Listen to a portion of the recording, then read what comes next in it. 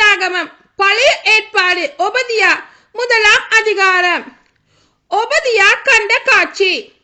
தலைவராகி ஆண்டவர் ஏதோமை குறித்து இவ்வாறு சொல்லுகின்றார். விழித்தெழுங்கள், ஏதோமுக்கு எதிராக போருக்கு புறப்பட்டு செல்வோம் என்று அறிவிக்க தூதன் ஒருவரை வேற்றினத்தாரிடையே ஆண்டவர் அனுப்பினார் என்பதாக ஆண்டவரிடமிருந்து வந்த செய்தி ஒன்றை நாம் கேட்டிருக்கிறோம். ஏதோம் நாட்டை ஆண்டவர் தண்டிப்பார். நான் உன்னை மக்களினத்தாரிடையே சிறுமைக்குள்ளாக்குவேன். நீ பெரும் நிந்தைக்கு ஆளாக்கப்படுவாய்.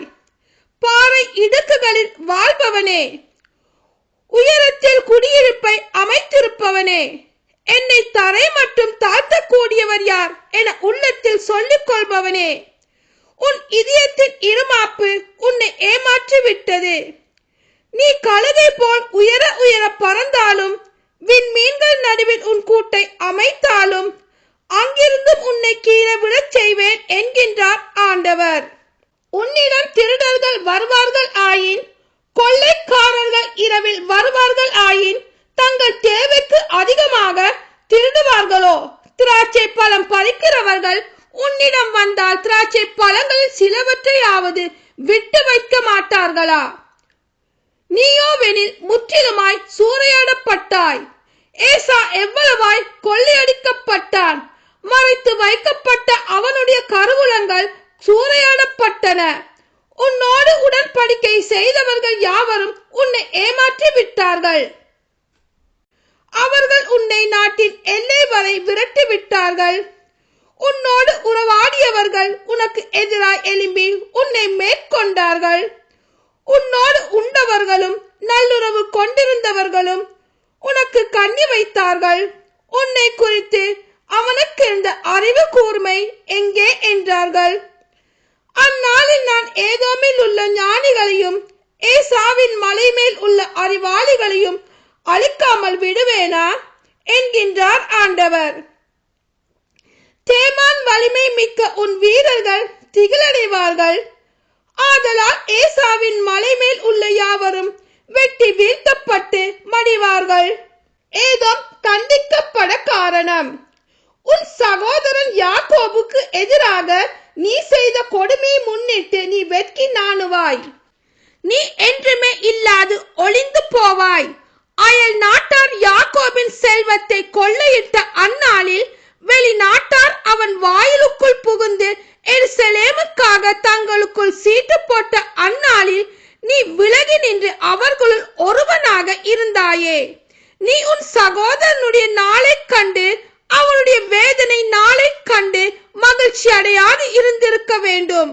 யூதாவின் மக்களை பார்த்து அவர்களின் அழிவு நாளில் களிப்படையாது இருந்திருக்க வேண்டும்.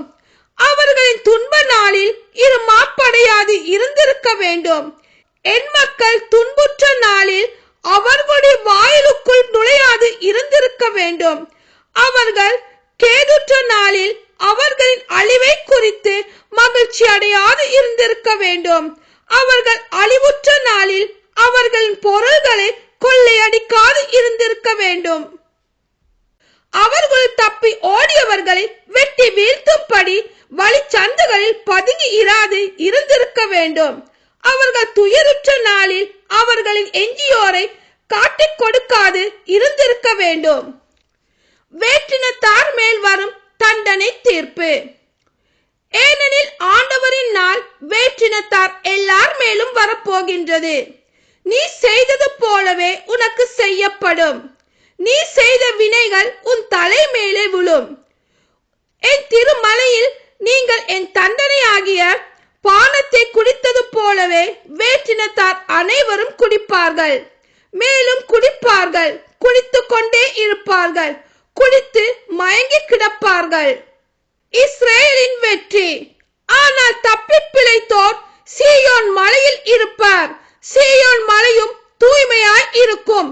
யாக்கோபின் குடும்பத்தார் தங்கள் உரிமை சொத்தை திரும்ப பெறுவர். யாக்கோபின் குடும்பத்தார் நெருப்பாய் இருப்பர்.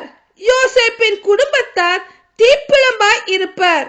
ஏசாவின் குடும்பத்தாரோ வைக்கோலாய் இருப்பர். அவர்கள் இவர்களை தீக்கிரையாக்கி முற்றிலும் அழித்து விடுவார்கள். ஏசாவின் குடும்பத்தாருள் எவருமே தப்ப மாட்டார். ஆண்டவரே இதை கூறினார். நெகேப்பில் இருப்பவர்கள் ஏசாவின் மலையை தமதாக்கிக் கொள்வார்கள். செபேலாவை சார்ந்தவர்கள் பெலிஸ்தியர் நாட்டை உரிமையாக்கிக் கொள்வார்கள். அவர்கள் எப்ராயிம் சமாரிய நாடுகளை தம் உடைமையாக்கிக் கொள்வார்கள். பெஞ்சமீனோ கிளையாட்டை தனக்கு சொந்தமாக்கிக் கொள்வான். இஸ்ரேலிலிருந்து நாடு கடத்தப்பட்ட வீரர்கள் திரும்பி வந்து பெனிசியாவில் இருந்து சாரிபாத்தி வரை உள்ள நாட்டை உரிமையாக்கிக் கொள்வர். எருசலேமில் இருந்து செப்பராத்துக்கு நாடு கடத்தப்பட்டோர் நெகேப்பின் நகரை சொந்தமாக்கிக் கொள்வர். விடுதலை பெற்றோர் ஏசாவின் மலையை ஆளுவதற்கு சீயோன் மலை மேல் ஏறுவர். அரசாட்சி ஆண்டவருக்கே உரித்தாகும். ஆமீன்.